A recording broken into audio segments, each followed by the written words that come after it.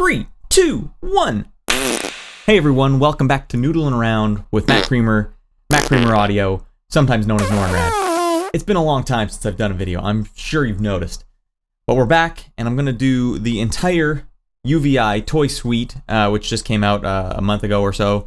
It's a huge library, it's crazy, so I'm going to have to break it up into maybe 2 videos. They're long, I mean this is going to go crazy long. You might be wondering, what the heck have I been doing for a year? I haven't put out a Noodling Around video in a year. It's been a long time. Well, there's a reason for that. A little update. I'm now a father, and there's a little tutor sleeping in the other room. This is 9:22 at night, so everyone's asleep in the house, except for me. Yeah, so that's been a long year adjusting to how the heck can I make videos again, along with my day job, which I've always wanted to do this, but I'm finally going to do it. For those of you that don't know, I write music for a living, for video games, and I have a huge soundtrack that just came out. And yes, I'm going to plug my soundtrack right now before the video starts. The game's called Shakedown Hawaii. It's all synth, it's crazy synth. In fact, some UVI sounds are in this soundtrack, not from this library though. It was a 3-year-long project. It took a very long time, and it's finally out, and so I'm just happy to share it with people. So it's out on Bandcamp now. I'm sure the link will appear somewhere. It's also on Spotify, so you can stream it if you want. If you've ever enjoyed my channel and wanted to contribute in some way, this is the ultimate way. So please go check it out on Bandcamp if you're interested at all, or stream it. Just spread the word. Spread the word is all I really need. Other than that, I'm making this intro at the end, after I filmed everything. I'm going to try and splice it all together. Hopefully it makes sense, but if there's anything weird, just remember it's been a year since I made a video, so it's going to take me a while to get back into the groove of things, but I do plan on making many more Noodling Around videos. Let's begin. But they've got a ton of presets that they've done, where they did some sculpting. Let's start at the top. Cool. Sounds familiar. Turning the Game Boy on. There you go. There's a pattern here. I mean, they have, I'm not going to describe this stuff because on their own YouTube channel, or their not their own YouTube channel, but their website, they have all this information where they break it all down. So go there, check that out first if you really want to know the meat, the heart, the inner workings of all this. But for now, let's just hear some sounds.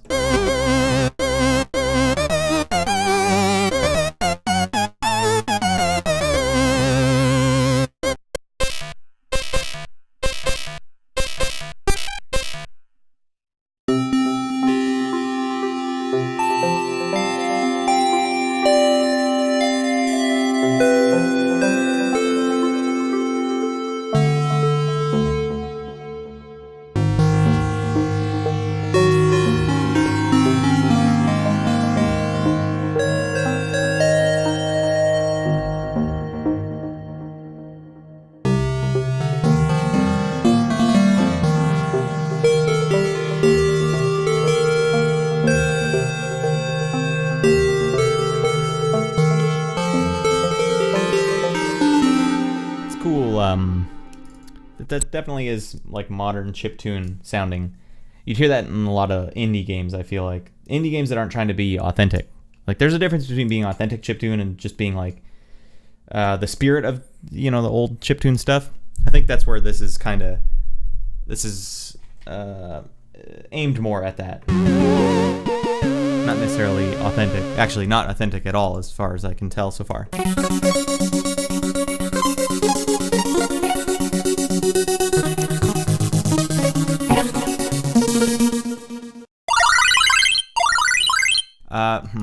I can't avoid not mentioning this, but it is nice that they have some pre-made patterns here for their Arpeggiator.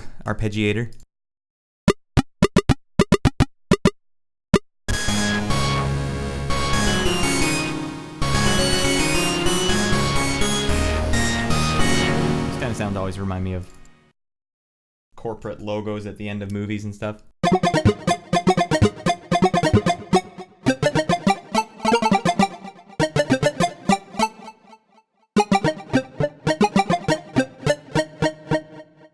Let's hear their animated arps.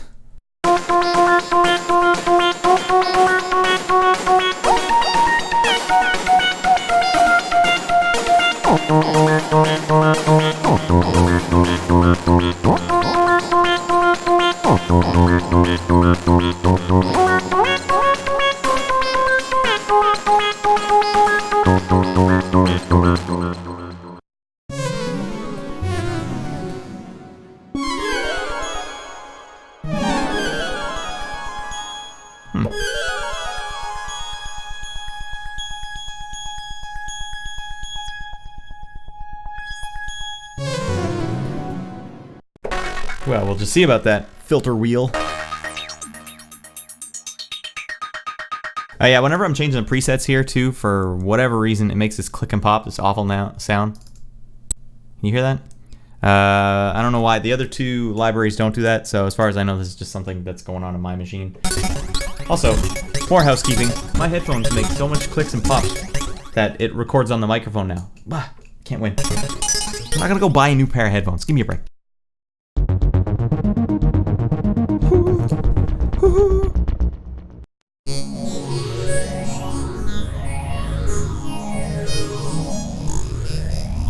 Alright, Shinobi's gotta be a little badass.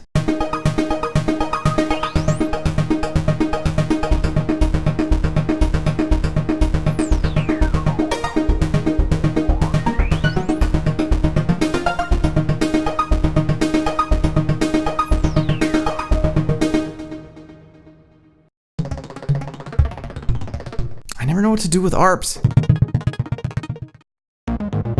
That's a good thing. If you have a thing you like doing with ARPs, leave a comment. Tell me what you're doing with these ARPs. Any ARPs. Because I always see ARPs as limiting what I can do. Like, oh, I like the sound, but this whole preset's good. But this ARP is making it so I have to play their thing. Like, that sounds better to me.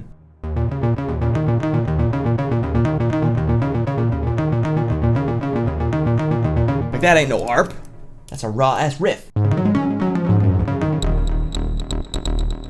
Real grimy down there.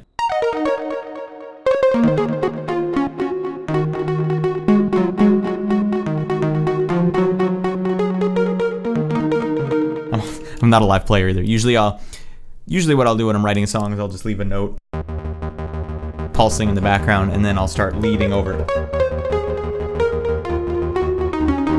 And then I turn that, pulsing part into a bass line later. And then from there, I sometimes have to go back to my lead and, change it to fit what I've done. All right, a couple more. How about Tangerine Dream?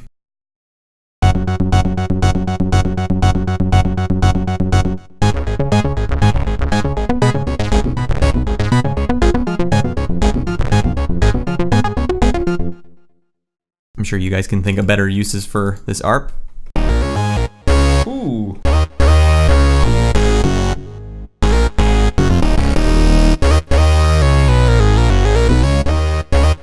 I wish I could play like that guy from Gospel Musicians. They make libraries for UVI. That guy Jamal can shred. I think that's his name. He plays these kind of patches and just goes to town. Tangerine Dream goes from whatever it started as to this. Sounds good as the lead. All right, one more.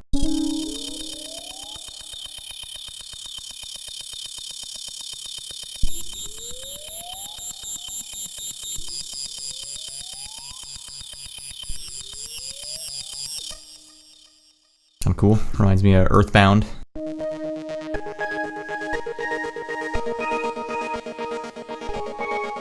This sounds good too, and the thing I don't like is that it has a step on it. So what if I turn the step off? Step off. Is it here? Ah, now it's just a nice bell.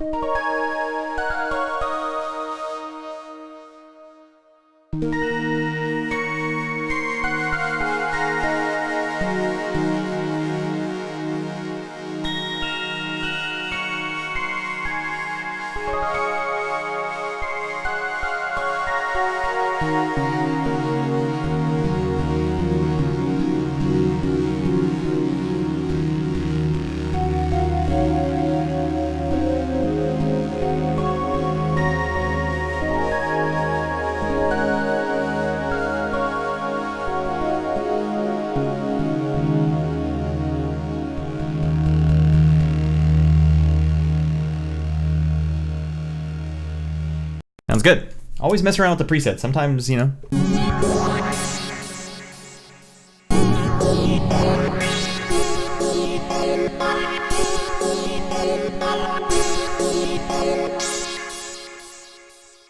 Well, if history has proven anything.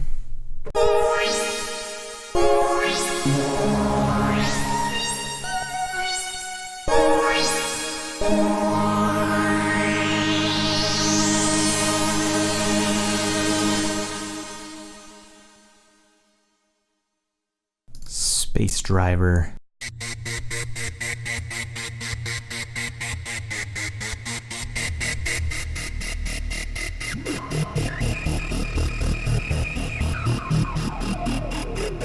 That filter actually did quite a lot on that one. Alright, I think you guys get that. Let's hear some bass. Badass. That.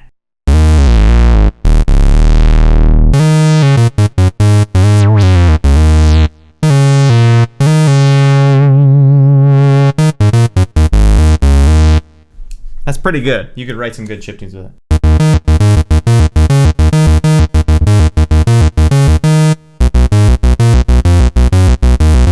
Stuff like that. I'm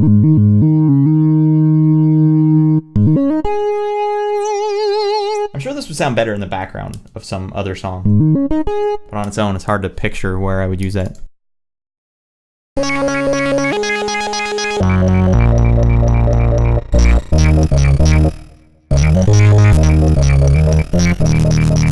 Positively filthy.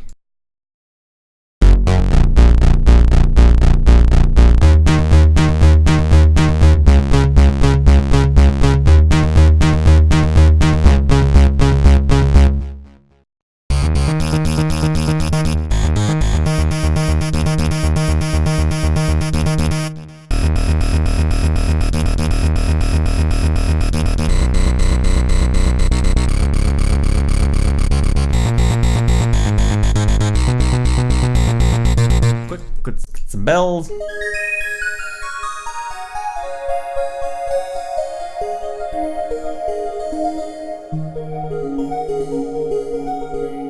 Playing the keyboard's so stupid.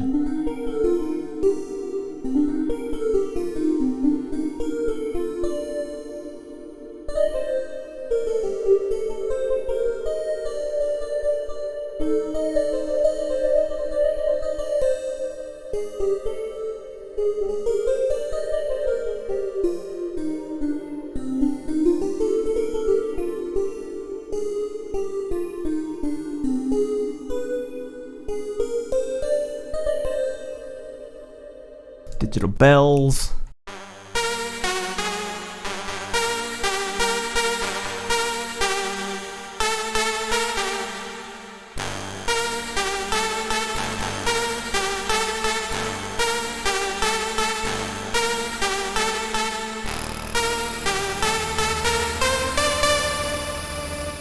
Cool. Kyoto Dome.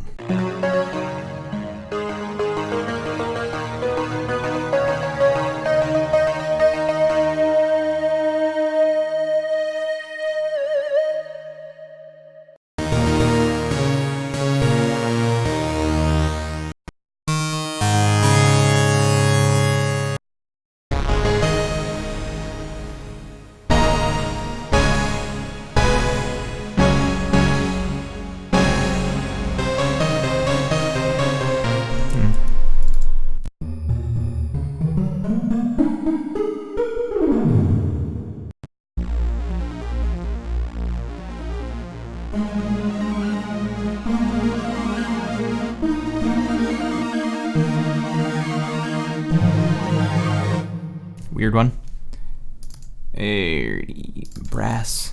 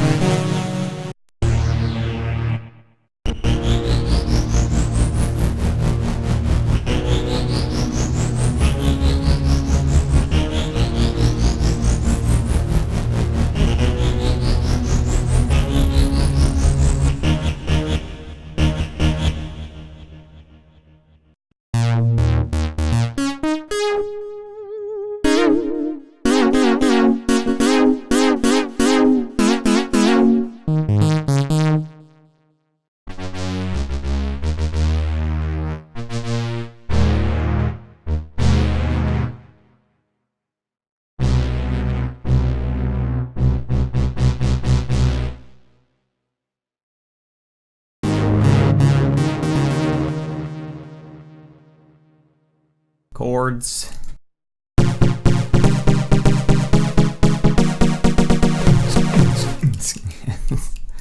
I don't know what else you're supposed to use chords for.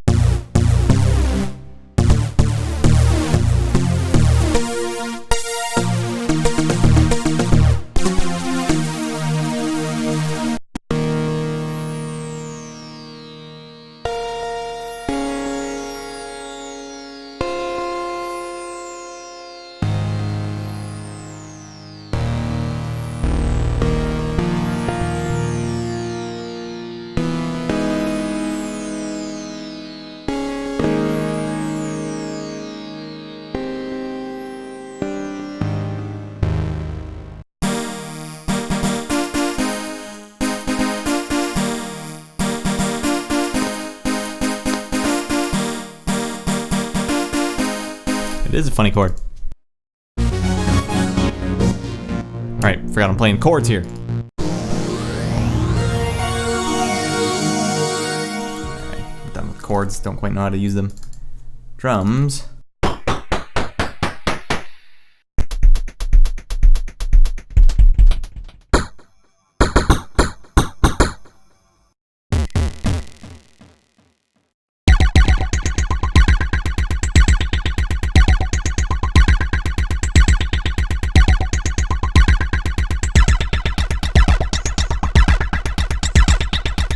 That's pretty good. That kind of sounds like something the Fallen Brothers would use.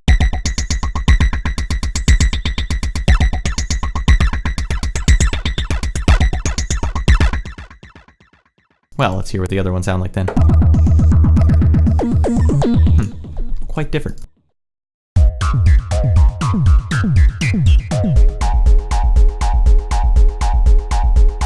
Oh, that's a lot of FX.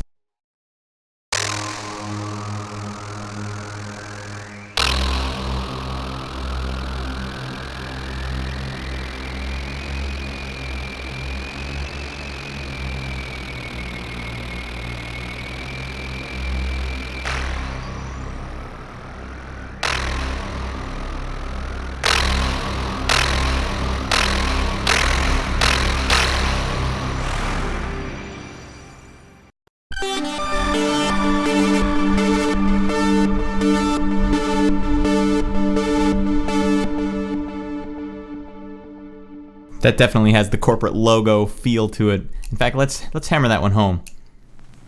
Okay, so if you add something like a colorizer to it, I think these patches might even just come to life in kind of a cool way.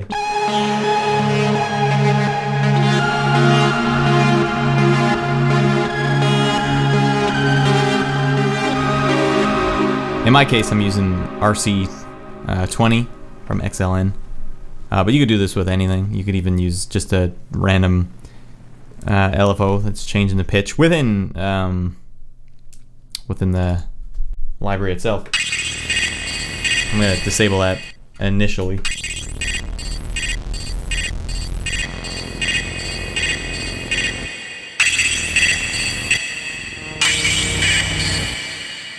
Yeah, so it just adds weird, gross heft to it.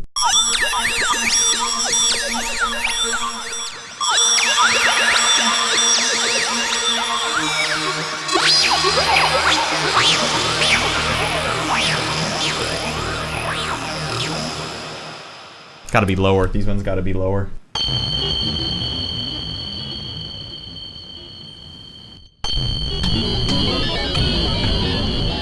That's kind of the thing with all digital library and sound effects, or sample libraries. If they sound digital, if you add like a low pass filter to them, or just like a cutoff some of the high frequencies. Low pass, yeah, same thing. I was getting mixed up unless I'm looking at it. That'll help. Add some distortion, add a little pitch variation, but really light.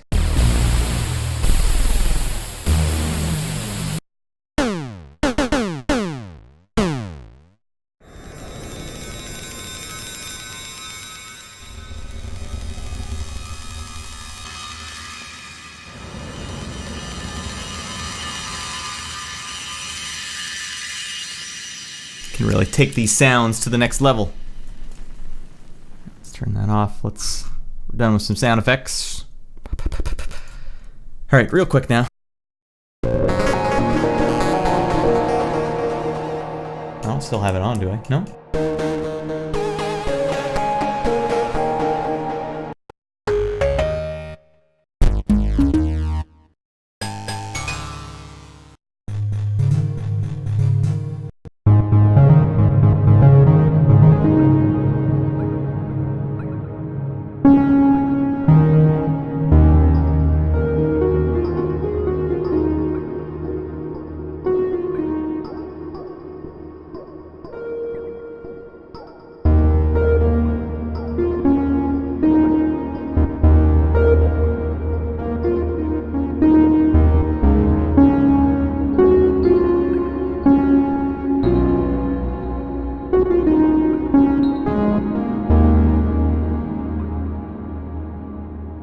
They definitely got some spark verb going on in that one.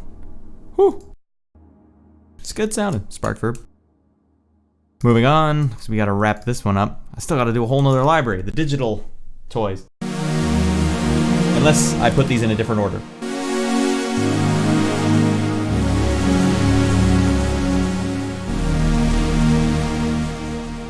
Good sounding pad.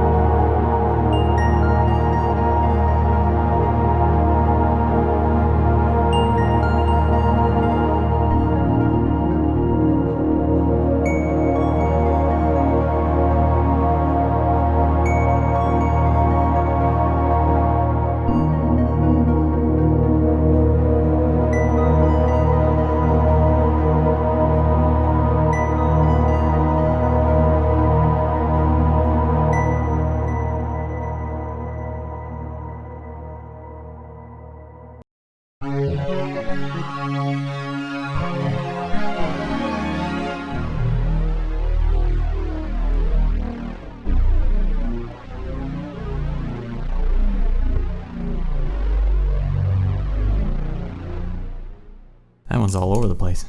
In a good way.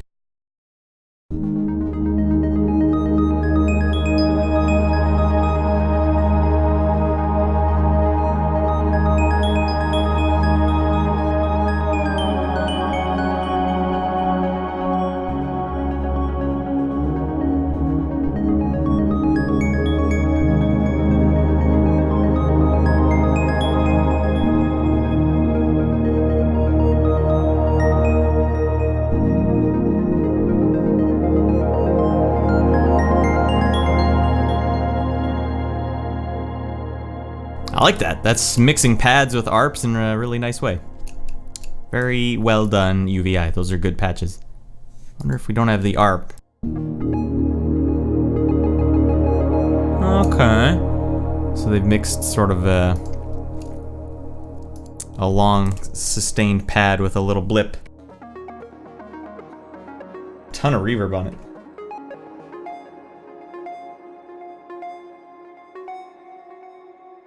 Interesting.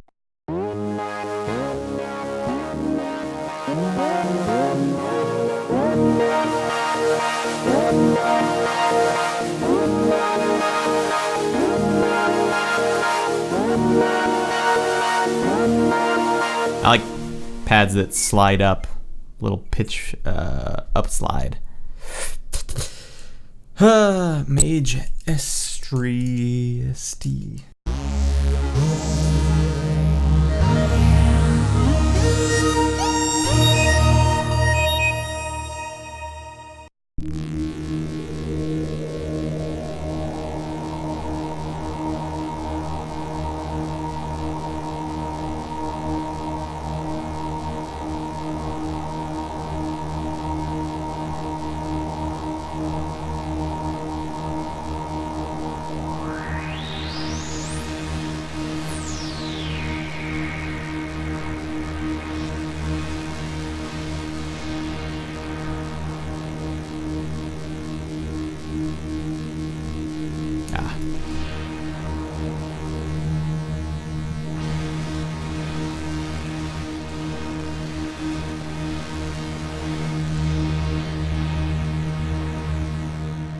Had some just a nice fatness to it, that one. I just kind of wanted to check that out.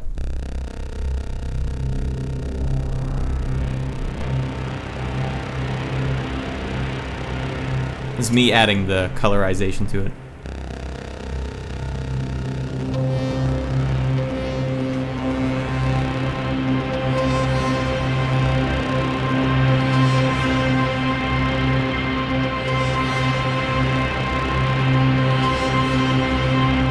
Yeah, so that's good. You just take some of the highs off, add some distortion. That is quite nice. Let's turn off that colorization.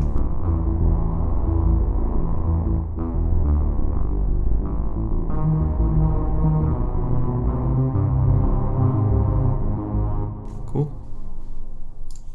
What is this?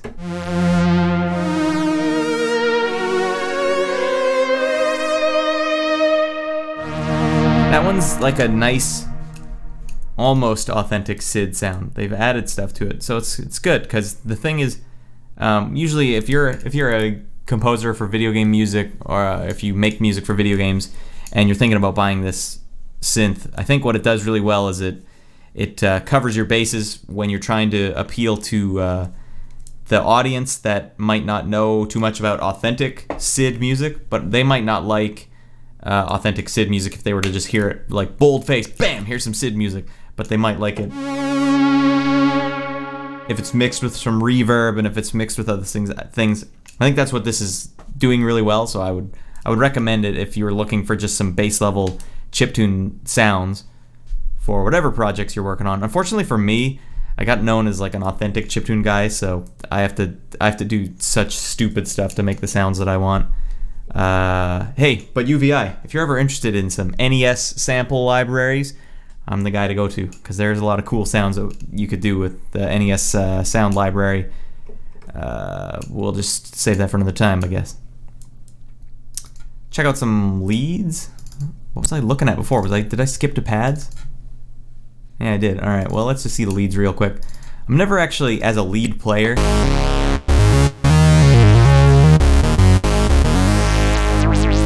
I'm never really sure how to play lead patches.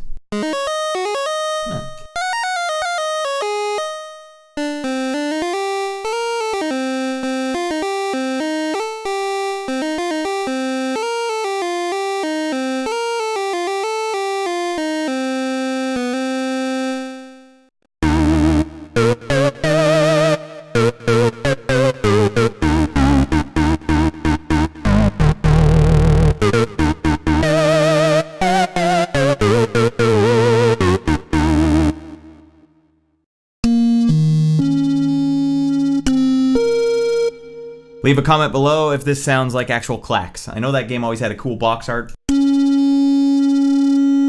I never played it though.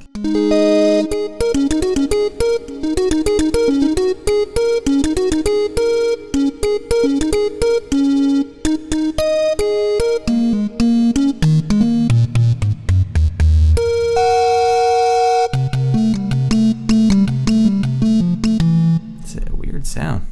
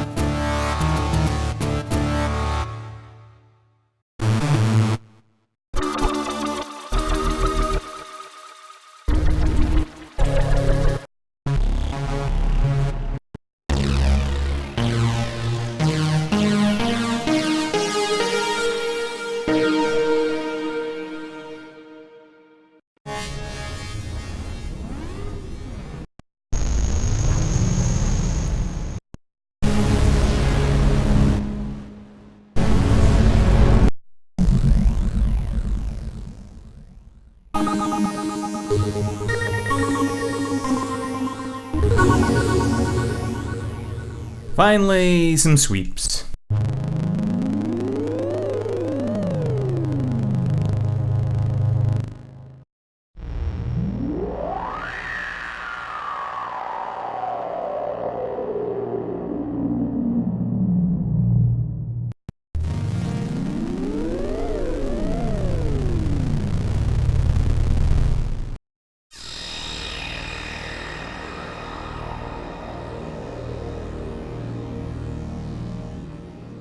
So I think you guys get the gist of the 8-bit synth. Like I said, it seems like it's a really good thing for composers working in the games industry that just need to hit that chiptune sound.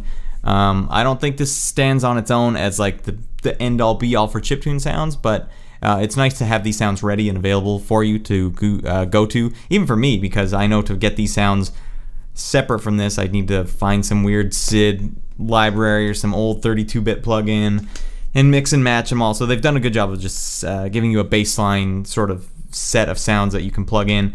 And I think they would sound really good if you had like authentic drums, like if you even had like real drums going and some of these sounds in the background, they'd sound like a good balance of modern and chiptune. And like I said, you add a little colorization to them, ooh, they sound pretty good after that. So that's all I have for the 8-bit synth. Moving on. I had to wear the same shirt. It stinks. It's 2 days old.